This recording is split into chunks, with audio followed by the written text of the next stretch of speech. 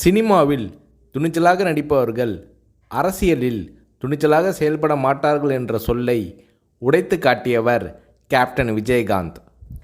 தமிழக அரசியலில் துணிச்சல் மிகுந்த அரசியல் கட்சி தலைவராக கேப்டன் விஜயகாந்த் அவர்கள் உருவெடுத்தார்.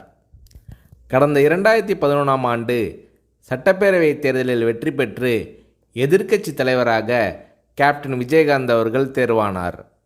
அப்போது தமிழ்நாட்டின் முதலமைச்சராக ஜெயலலிதா அவர்கள் இருந்தார். இந்த நிலையில் சட்டசபை கூட்டத்தொடரில் பால் மற்றும் மின்சார கட்டண உயர்வு குறித்து தேமுதிக சட்டமன்ற உறுப்பினர்கள் கேள்வி எழுப்பினார்கள். அப்போது அதிமுக தேமுதிக எம்எல்ஏக்கள் இடையே கடும் வாக்குவாதம் ஏற்பட்டது. இந்த நேரத்தில் ஆவேசமாக எழுந்து பேசிய கேப்டன் விஜயகாந்த் அவர்கள், கூட்டணி கட்சி என்றால் ஆளுங்கட்சிக்கு ஆதரவாக இருக்க வேண்டும் என்பது இல்லை, மக்கள் பிரச்சனை தான் எங்களுக்கு முக்கியம், அதை பற்றி தான் பேசுவோம் என்று கர்ஜித்தார் கேப்டன் விஜயகாந்த். இந்த நேரத்தில் ஜெயலலிதா அவர்களும் கேப்டன் விஜயகாந்த் அவர்களும் மாறி மாறி கடும் விவாதத்தில் ஈடுபட்டனர்.